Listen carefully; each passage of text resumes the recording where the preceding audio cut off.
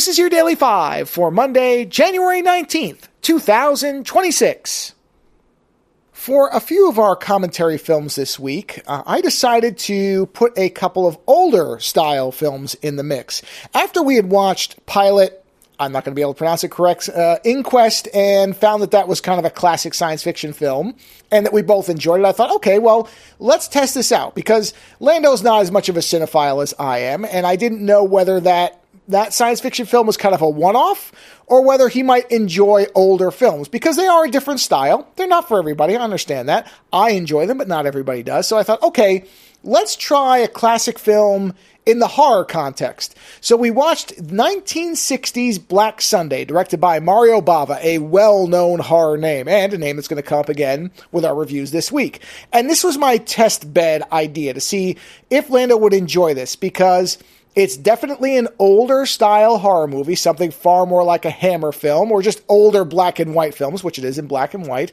So I wasn't sure whether he was really going to like it as much as I do. Fortunately, he had a great time with it, and I've seen this one before and had a great time with it, but I found that I never reviewed it, which is weird. There's movies now I'm starting to think that I'm sure I reviewed that I guess I never really did, and Black Sunday was one of them. So, as I said, from 1960, Mario Bava, this is a beautifully filmed movie. As far as the actual look of the film, it is one of these movies that probably would have worked very well in color as well, and we'll sort of revisit that with the film I'm going to review tomorrow, because it's another Bava film, but in color. But I feel like this story suits black and white. There are movies where the black and white, or the absence of color, I think, is more fitting to the mood and the story than putting color in there, even if it was available. Now, I know some people will disagree. I know there's people who just cannot stand black and white. That's certainly something you're entitled to. If you don't like it, you don't like it. But there are points where there was another film. Oh, it was Johnny Mnemonic. I remember talking about Johnny Mnemonic, watching that in black and white. I felt like that movie vastly improved. Now, I like the color version as well, but it's a very different feel when it's in black and white. There is more of a real cyberpunk feel to Johnny Mnemonic when all the color's been stripped out. So again, you can have movies that can work both ways, or may actually be better suited to one form of filmmaking to another. And I think in Black Sunday's case, I feel like being in black and white really dials up everything that's very good about it. And almost everything about this movie that's really worth seeing is the visuals, is the staging, the lighting, the shadow work, the sets, all the kind of things that make a classic horror film. Now, if you don't like older horror films, if you have no interest in Hammer horror, there we go, or just generally older films, then I don't know that any film's particular look will overcome that. So I'm not trying to say that this is a movie that's going to convince people who don't like older style filmmaking that they'll like it. But I am saying that in terms of a black and white picture, especially one of this kind, this is one of the better examples where it does have that kind of classic feel where the story is relatively simple.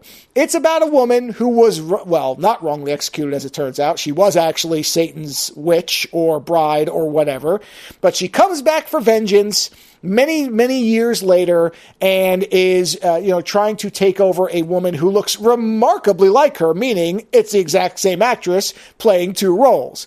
And that's really what the movie is. There's not much more to it than that. It's a fairly simple and straightforward film, but it does have this really rich visual sensibility about it. That's what Mario Bava brings to his films. And I think in terms of the black and white, that's part of what makes it work. If it were in color, would it still be a watchable film? Yes. Would it lose some of that texture and some of that wonderful kind of contrast? Yeah, I think it would. But again, I'm not trying to convince anybody who doesn't like older films. If you just don't like older type movies, this is not going to be one that breaks the mold. You probably still won't like it. But if you are willing to at least dip into that era of filmmaking, in 1960, it's a crossover point. It's where it's moving into a new style of filmmaking, but still has that classic kind of older feel. If you are at least interested in that, or if you enjoy it and somehow have never seen this, because most people who like older horror films have probably seen this, but if you kind of dip your toes here and there, then I would say this is one worth seeing because it's got that old school feel, but with a very, I would call it a modern kind of filmmaking sensibility, a really, really clever and well set eye to what's being filmed. So 1960s Black Sunday, for the right viewer, this is a must watch. Later.